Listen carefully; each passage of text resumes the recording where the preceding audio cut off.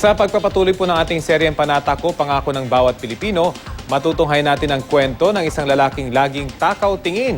Pero hindi naman nauubos ang nakakaing sobrang pagkain. Ang pangako niya, huwag nang mag-aksaya ng biyaya sa hapag. Tampok sa balitang hatid ni Cedric Castillo. Sa isang bansang maraming nagugutom at kinakapos sa nutrisyon, ang bawat butil ng bigas, gintong maituturing.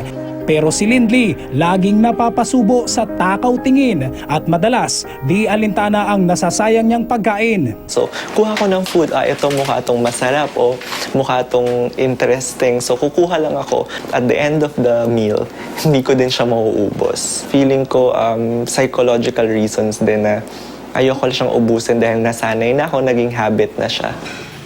Mabuting araw kung may kasabay siyang kumain. Nakikita nila na hindi ko din minsan nauubos yung food ko. Meron akong mga classmates or friends na nag-o-offer na lang na ubusin ko na lang yung food mo or baka hindi mo naman maubos, ubusin na namin, ganyan. Pero madalas, ganito raw ang nangyayari. Araw-araw, 3 subo raw ng kanin ang nasasayang ng bawat Pilipino o mahigit 300 tonelada ng kanin bawat taon. Kung susumahin, aabot nga raw ito ng mahigit 8 bilyong piso sa isang taon. Sapat na sana para mapakain ang mahigit 4 na milyong Pilipino.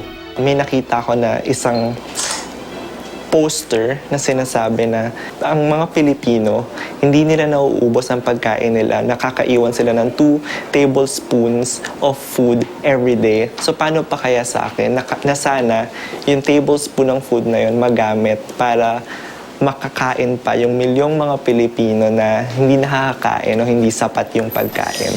Kaya naman si Lindley, kakain na raw ng tama. Bawat subo, susulitin, walang sobra hanggat maaari. Ko rin na-realize na may meaning pala kapag sinabi na ubusin mo yung food mo kasi maraming nagugutom. Panata ko, hindi na mag-aaksaya ng pagkain. Siya si John Lindley Agustin at ito ang kanyang panata. Cedric Castillo, GMA News.